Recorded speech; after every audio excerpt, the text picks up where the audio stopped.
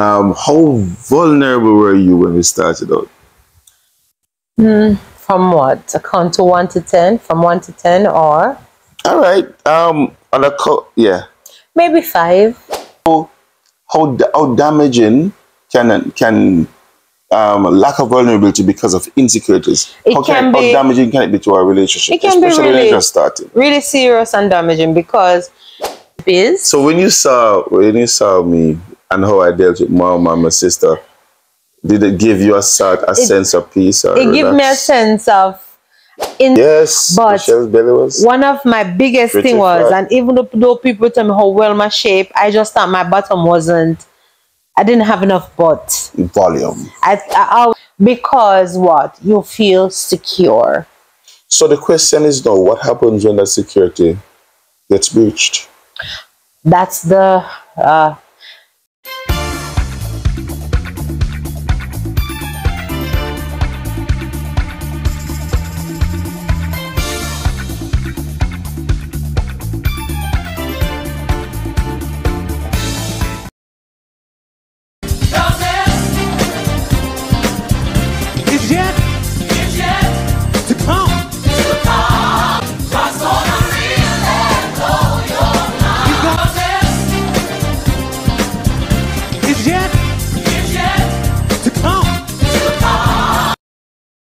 And now for our featured presentation. Hi everyone, welcome to another Conversation with Elise. Couples Corner. Chat. And we want to welcome every single one of our new subscribers. Those who are founding members, big up yourself. Tonight, as you see we in this corner, you know what time it is. We're going to talk the things, right? So maybe you just got married. And maybe you have been married for many years. How comfortable are you with your spouse? Let us examine the word vulnerability. All right, so there is the word vulnerable means exposed to the possibility of being attacked or harmed, especially physically or emotionally. Now, let's look at vulnerability in the context of a relationship. So vulnerability in a relationship looks like this. It means feeling comfortable enough to turn towards your loved ones in your lowest moments, rather than trying to isolate yourself and turn away from your support. This can involve feeling comfortable enough to share your thoughts, beliefs, and values with a partner. Excellent.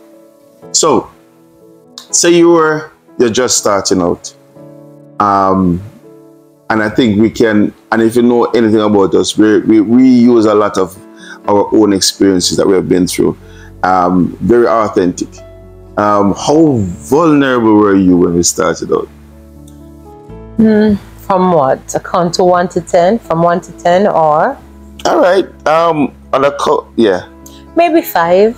You were 5. Yeah. I was a little bashful, like, withdrawn with those things. Because, I mean, in the beginning, you're coming to know each other. You're learning each other and all of that. So I was a person who was very observant, and Would you call yourself reserved? Reserved. I think I was reserved because I want to make sure of how maybe you're feeling before I put my feeling out there. So it was a learning situation, and maybe I haven't been with somebody in the sense like that so close. So it was a learning experience. So when I get to learn you and get to understand you and so forth and see how you treat and accept me, it becomes... So the 5 was when we got married, or the 5 was as we grew to be friends? Growing to be friends, I was more vulnerable with hanging down my hair for jokes and laughs. But the real vulnerability that was needed, like, okay, I'll have to be naked in front of this person. It took a while, because even you had to say to me at times that it's okay to be naked, in front of me without covering up and all of these things. So yeah, it took a time to be totally comfortable, to the first test was to be naked. And the second was to maybe share certain thoughts that you have about yourself from something Especially that wasn't so great from childhood, right? Like certain true bad behaviors, certain not so great family secrets, and those things. So when I've learned to trust you more and know that, okay, he's not just being nice to me because he's my husband, I start hanging down my hair and start to show peel off pieces after what is considered to be like the real me, in the sense that yes, you do get to know the real me, but there are many peels in courtship coming down, but there are many peels, because as human beings we tend to safeguard our feelings. It doesn't matter how much you're getting to know somebody, there are certain things you're not so willing to show and to tell. So yeah, as the years goes by, it gets better and better. So in essence, then what Michelle is saying is that don't rush vulnerability. Like, it will just happen naturally. And as the definition says, it is a feeling of being comfortable enough to turn towards your loved ones in the lowest moments, rather than trying to isolate yourself and turn away from your support. So even as couples, right, there's a level of vulnerability that we're going to have to get to, but I know it's not something that you're going to rush, because you have to really get to know the person. And vulnerability comes with trust. It comes with knowing that there's not going to be any judgment from the person. Hand in hand with it. And it is important that as new couples, and you're just starting out, and I remember, like, we would tell persons, like, though you're courting, you won't know everything during courtship. You're dating, you won't know everything during dating. But we believe that when you're genuinely in love with somebody, it's going to be reciprocal, and the person begins to take out the layers. They can begin to take out the layers. And it's a beautiful thing that when you're really friends, the layers can come off and there's no judgment at all. Yeah, because you start pay attention to how the persons maybe speak about others. And one other thing, I don't know if most men realize that whether it's your friend that's a woman or your significant other, they listen to how you may talk about other females. And they use that too to be, a sign of judgment of, how does he think about me, or should I say this, and should I? That is before marriage, like it's before marriage. It's before marriage.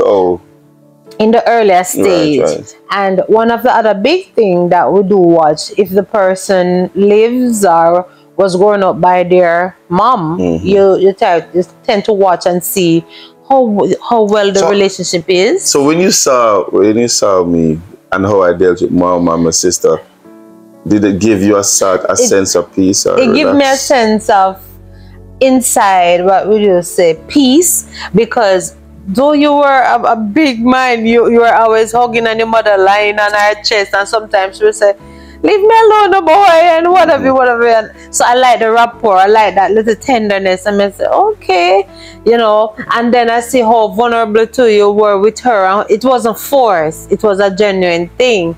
And I liked that, because it gave me a sense of, okay, he's a loving type of person. And I mean, if you're okay with your mother like that, we can grow to have something similar. And guys, this is, you can comment in it. You can leave your comment in the comment section and tell us how easy was it for you to become vulnerable with your partner in the first year of marriage. So, because for you, I remember, guys, I have to tell Michelle multiple times, it's okay.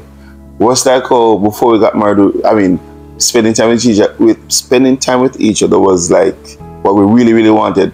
So that we're actually living in the same house, I'd like to there's the same mental, that story of the, I think it's a grasshopper. We put it in a bottle cart, put the cart there, and the grasshopper will hit the car constantly.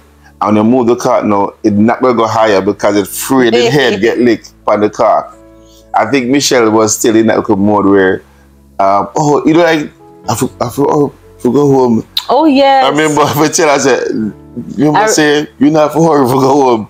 You know, you're home with me now. That's true. I remember when the first, well, was it a weekend we came from our honeymoon, but it was a holiday. Mm-hmm. It was a holiday, and we went on the plazas, and then we went by Wendy's because Sovereign gets so noisy, so we went by Wendy's to just chill and eat something. And I was watching the clock. Yes. And I was saying, it's getting late. You know, I was pushing a little bit after 11. And it was, I said, it's getting late, you know, Cornell and some other one kind of say, hello. Just be comfortable. Remember that we have our own key. We're going to our own home. Nobody just said, it's time. It's time. Oh, you just coming in or anything like that. So, and it may sound stupid, but it's true. It took a while to remember that, oh, I'm not going to knock on any, you know, body's door, but our door we're going to open. I'm saying, oh my God. And then I was saying, oh my God, sorry. It's like the same attitude. Yeah. So it speaks to the fact that even though you know that you are free, the vulnerability will still take a little time to happen because you're coming out of a mode of kind of restriction. And but no, the restriction has been lifted. Yeah. It's still going to take a time for you actually realize how free you are to and sometimes it's our own insecurities. Let's touch on that. Let's touch on the insecurities. Yeah. I mean, how damaging can lack of vulnerability because of insecurities? How damaging can it be to our relationship? It can be really serious and damaging because, you know, sometimes persons can tell you, even with our bodies, how beautiful we are or what have you. But there's always something or some things on our bodies that we love, and there's some things that we may think, okay, that could have been a little better. Like what? Like for me, I have always loved my lips and my eyes and whatever. And at the time, my belly, it was fairly flat. Yes, but Michelle's belly was one of my biggest thing was, flat. And even though people tell me how well my shape, I just thought my bottom wasn't, I didn't have enough butt. Volume. I always thought I never have enough volume. And I really didn't need anybody to tell me that, because within myself, that was just something that made me Guys, there were days I'd walk beside her, when my hand drop on her bottom and she walk, just feel that was a lot. I thought she had enough for me. I mean, in proportion to the body, yes, but you know, you always want a little more, like that little apple. And so I'm going to feel, you know. I mean, it's doing much better now. Like I was saying that, as much as I want to lose some weight, I'm timid, because you know, when you lose the weight, the butter go to them. Kind of gain little volume. Specific one for the bellies. Right, but kind of gain some volume around there, you know, and lose it. But back to the story. Yeah. but it can stifle intimacy too. It can. If vulnerability is not there. But there's always a little thing sometimes where, you know, make you say, oh, whatever. Because you look on the other parts where pleasing you. Because I've always loved my breast also. Because at the time they weren't this plump. After having kids, I get more plump. But they were kind of brown and not. No, I'm describing myself on camera. But anyway, yeah. You like what you saw in the mirror. Exactly. Right. So that was always a pleasing thing. But nevertheless, when I come from the bathroom, I had a robe. We had robes from the honeymoon. Well, it followed us home. And I would so I would normally put on my robe, leave in the bathroom, and sometimes I can't remember. I said, you can walk naked if you feel like, you know. But at the beginning of our marriage, I wonder what is he saying, because what is he saying? No, that's not possible, you know. But funny enough, you know, as you grow together and whatnot, you get more comfortable. So for the newlyweds, and how impactful and important it is for, you know, for you to share some of the stuff that you have been through in life that you probably didn't want to tell before you got married. And how should your spouse react to that? What if, you know, God forbid it's something shocking? It's very important for couples to be vulnerable with each other, because until you become vulnerable with each other, you don't truly get that. You don't get that feel of being total comfortable and that intimacy that the relationship is going to need, because there are going to come times within the journey that through certain sticky situation, what is going to keep you and hold you together is the intimacy that you share. And if you're just moving from a place of surface, we all know that that is just shallow, and then you don't know how far or how much you can even be transparent with your significant other. So it's important to show yourself that part of you that you don't go around and show the world, that part of you that is inner and you protect with your life. You should show it with your significant other, because in doing so you open up yourself bare. You leave yourself bare and open up yourself also to receive that part of your spouse that we need to know.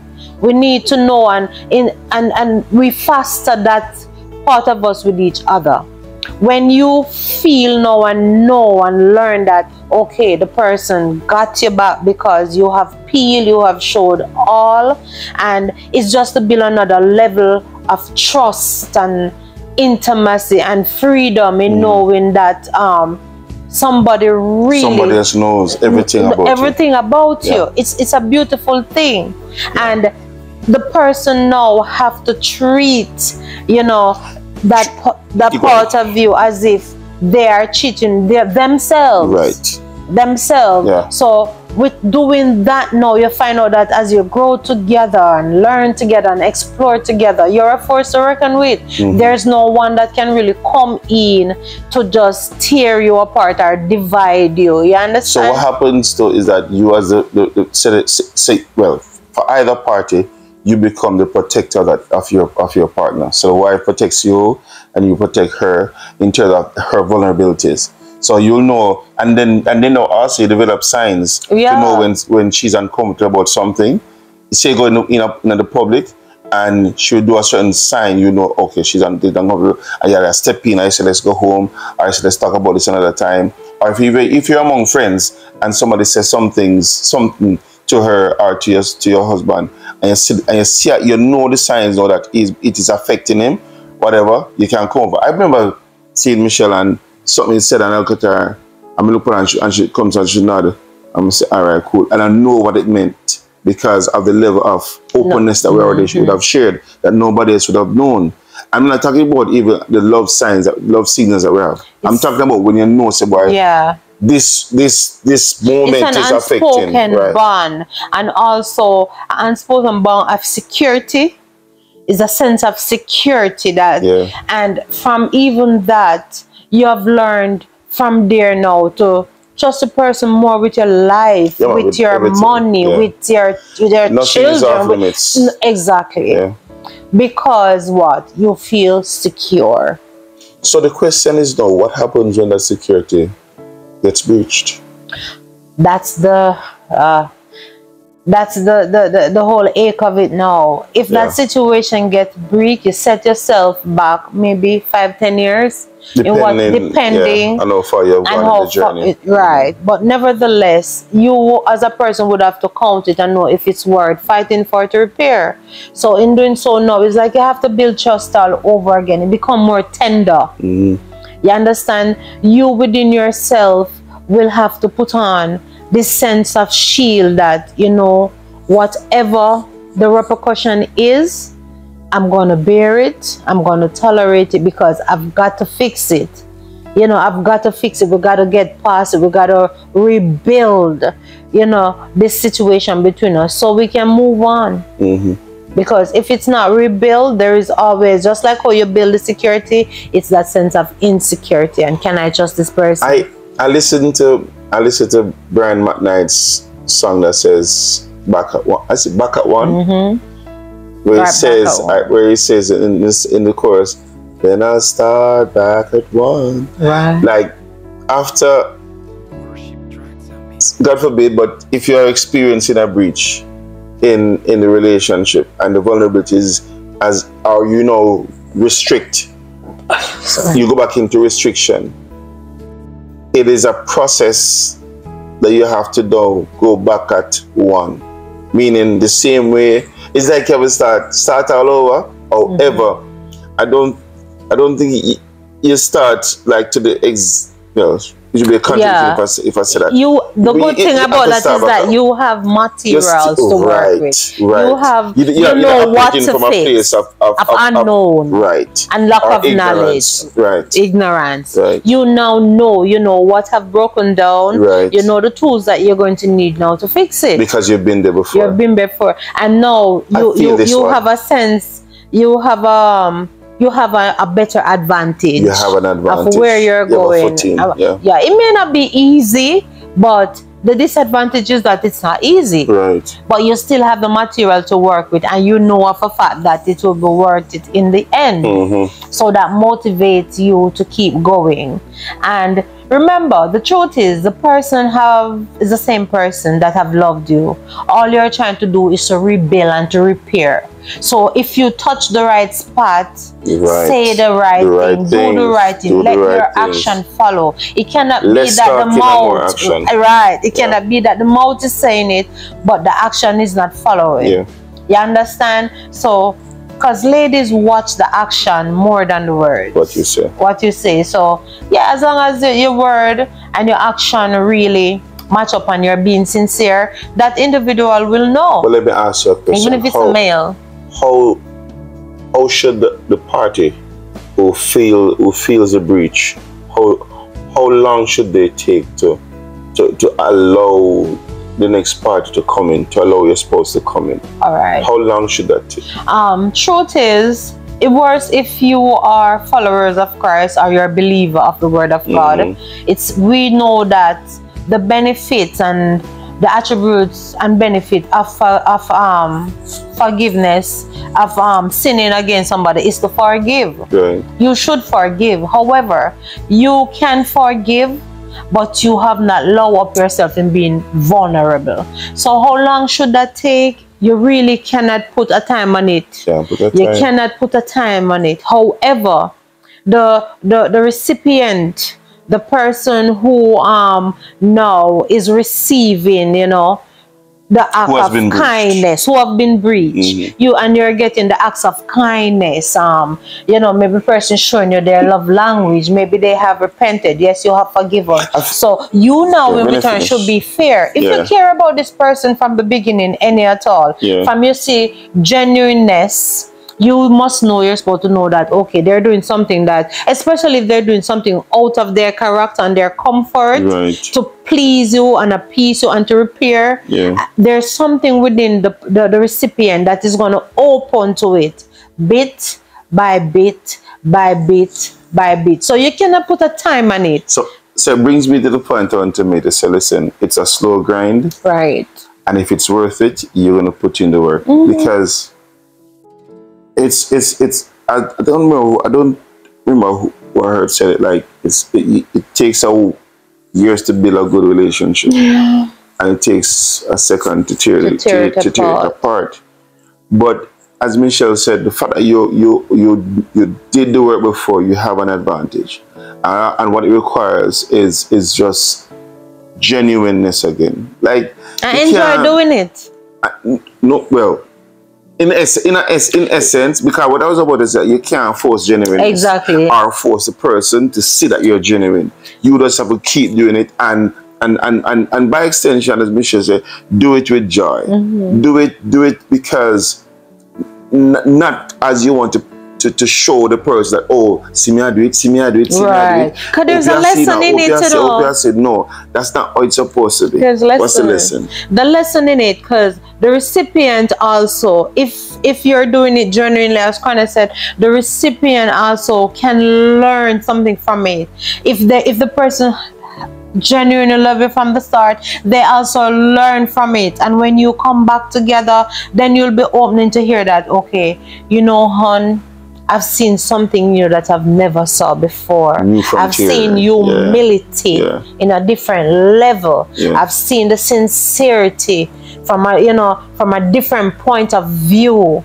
And you may not know this, but it just makes me want you more. You understand? It makes me just appreciate you more. And even that trial situation have now built a bond a little stronger. It took something from you to get here, but guess what? You have just stepped over a milestone. So maybe you did set back 5-10 years. No, it push you maybe 20, push you forward 20.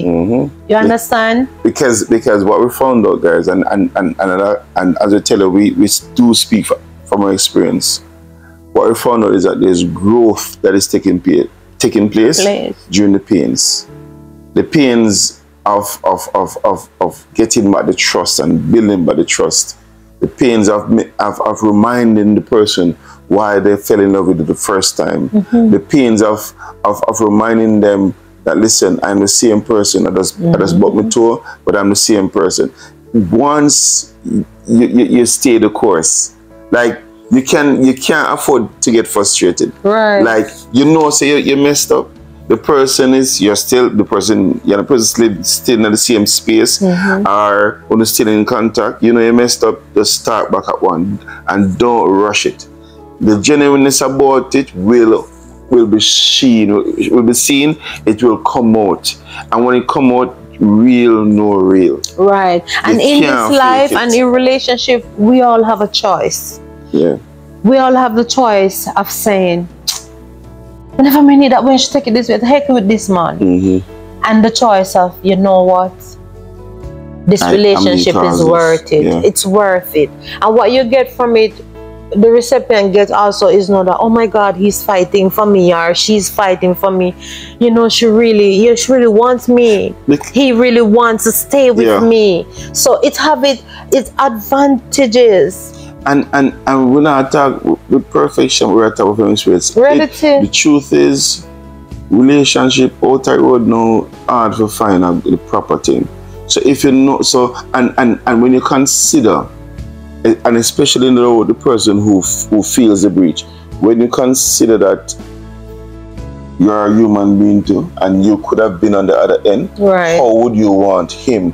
How would you want her to deal with the situation? When you know, so genuinely in your heart, you made a bad decision, but you genuinely want your relationship to work, you genuinely want to return to that level of vulnerability wherein the person is like just melting on each other again. How would you want that person to deal with it? And when you think of it from that standpoint, you know, so well, you know what? Let me start to loosen up a little.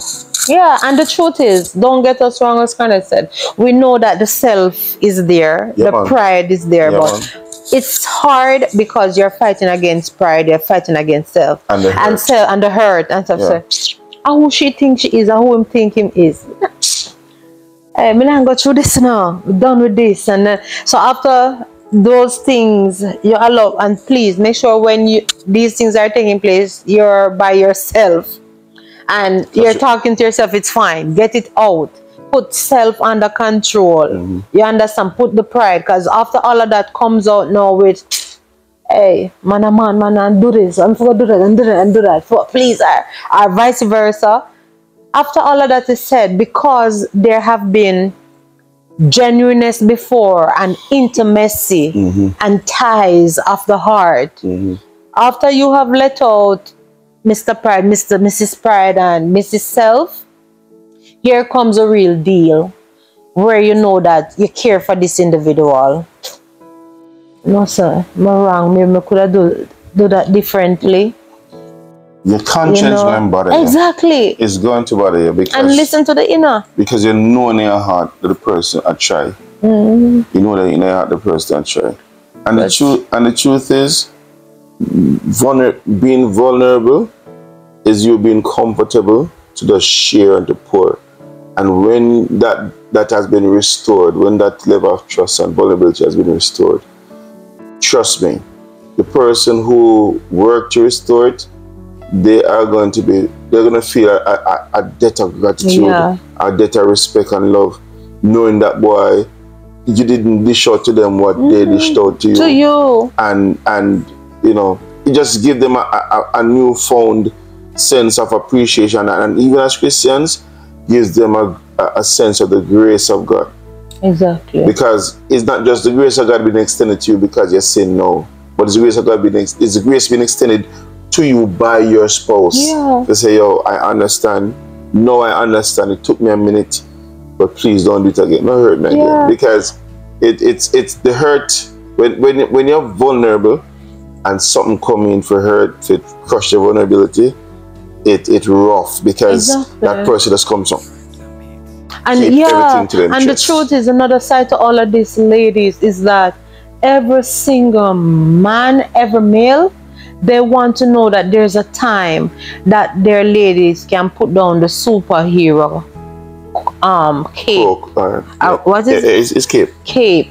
And say, and be vulnerable with them and say, hon, so and so, let them, because it's a sign also of you showing to your man that you need him. You understand? Especially and he wants to come in with the woman empowerment, which is not wrong with that. It have its place, but you have to know when to know when to turn it on and be vulnerable to your spouse. Them want to know, say, them are still the king of the castle and them have a queen to protect. You understand? And that's why you have to learn each other. Let me ask you a question. The first time you saw me cry in front of you, that was... And that mashed up my heart, but it mashed up, and the cry that you cried, I think it's a level of I wasn't understanding, and I don't know where my upset went, because it's as if I just felt like, oh my God, like, did I broke him? Honestly, it's like, you know, it kind of did something to myself. You haven't been a person who is like that. Yes, you're loving. Yeah, you're loving, and maybe this is a side that, I mean, most people don't know, is that you're playful and you're loving and you're not afraid to be tender and all of that. But the crying, I have never seen you to be the person where ever, because you're always right to every occasion, and you mature too when it in those situations, and it's more like step up to the plate. And you know, some people see this side of you as arrogant, but I really don't. And maybe it depends if it's depends on the timing. Depends on the timing. But in most parts, I admired it about it even before we get in a relationship. As understanding as he is, and as confident as he is, and that confidence, it make you really seem to me like sexy, and you know, Mr. Good day and whatnot. But as I said, depending what have you. But crying, I have never seen that to be named among you. So if I see you cry, I know that it goes to a place deep. It's deeper than, you know, the surface. And then it makes me now just, boom. I want to, you know, like I want to find out what is happening with you. And it's such a place that caused me to, pause. And if I'm upset, or if I'm the one wherein we made that happen, it's like, oh my God. It's like I just want to just fix it. I mean, you're not cry. It's not something that happen like regularly. But if it do happen, it's just at that point where you feel like you give your all and you feel like you're taken for granted. Yeah. And it's a very awful feeling. It's a very awful feeling for me, because that's not what I want you to feel. It's as if I want you to comprehend like where I'm coming from or whatever. But I felt like, oh my God, maybe I was too much. I was too much. I overdid whatever. And then it's like that don't even matter to me anymore, to be honest. I just want to know how to, you know, comfort and how to fix whatever it is. And that is how, you know, how I know that like this is not something that I can easily say whatever and walk away from, is I think it was about maybe our third disagreement when we had a serious disagreement way down, and I said, why you weren't even there with me, like you're going to work or something. I said, why is this bugging me so much? I can't bother, like I said, whatever, like yourself. So I'm arguing with myself, but then there is nothing that I can say to myself that could take away that feeling until I come to ground zero and full circle that, Michelle, you were wrong. And when I see clearly that, Michelle, you were wrong, it's like I become restless. Like, how can I fix it? I have to say sorry. It's as if you're talking to yourself about, because I'm coaching myself, but because it means so much to me to make it right, till it's as if how I feel don't even matter. The pride don't matter. And then I can remember now when everything is fine, like I'm thinking to myself and say, hell, I'm in trouble now. Like I said, girl, they're in deep, you're in trouble. And people may laugh and say, you're married, how are you thinking you're in deep? But a lot of time when we enter marriage, we do have a perspective of ourselves. We have a perspective of ourselves like we are good. That has not been challenged. That have not been challenged. So the truth is, you don't know what it is. When the challenge come now, yes, sir. You're fine. It's a different side of yourself. It's a different side, because whatever is in, that is not going to benefit or better the relationship has to go out. Make a decision. It has to come out, because just like the Bible said, the two shall be one flesh. Being one flesh don't mean like, oh my God, I don't tell my husband, anybody. That have its place.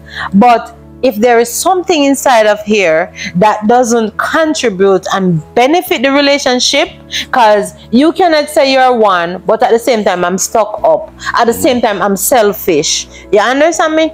That's not going to benefit you. For the two to be one, whatever is the opposition that is of no good, it has to go. And sometimes we didn't even know that it was there. True. It haven't, as you said, it haven't been tested. True. So, and sometimes we have to be patient with ourselves. We have to be patient with each other and be patient with ourselves, because it's a journey.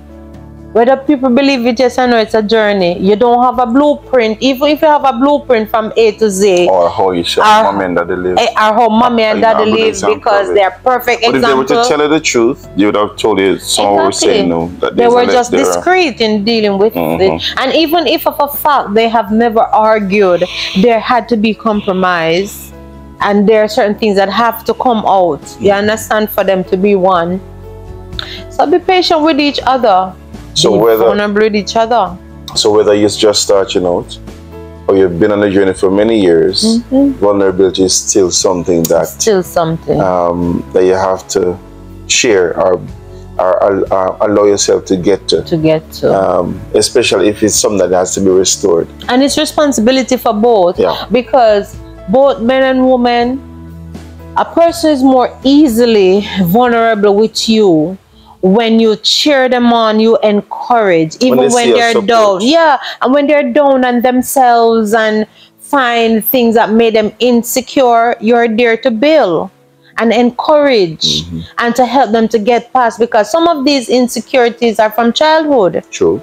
And some of these insecurities, they're not even there. They're fiction. They're imagination. Exactly. So sometimes you just need some figment of the imagination. You just need someone to believe in you enough, you understand, to help you to walk out of such a situation and what have you. Because marriage is an investment, not only monetary, but emotionally too.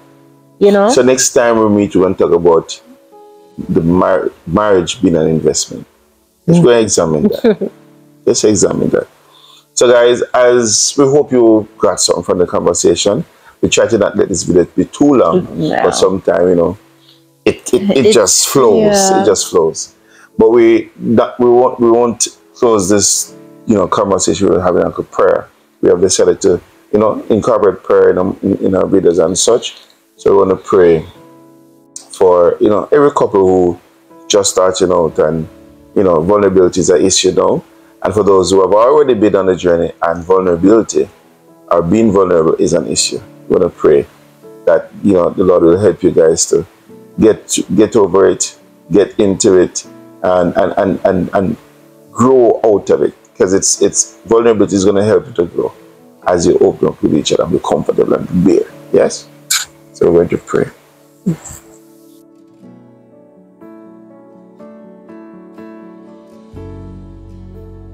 Father, we thank you for your love and your mercies.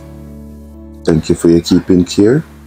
Thank you for your presence. Thank you for this opportunity that you have given unto us, Lord God Almighty, so that we can minister to somebody, we can express to somebody the journey that we have had regarding vulnerability. Spirit of the living God, we pray now that you will let your presence go through the airways, and those who are watching, those who have watched to the very end of this video, mighty God, who are experiencing challenges with being open and bare with their spouse. Maybe cheating came into play and they are trying to fix it, God.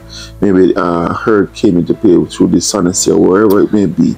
Mighty God, may your power, may your presence now, God, minister to them as you have even worked on us and through us, mighty God. Thank you for hearing and answering, Lord. And those who are watching, may you bless them indeed. Thank you. In Jesus' name. Amen. So, hope you are blessed and you're encouraged.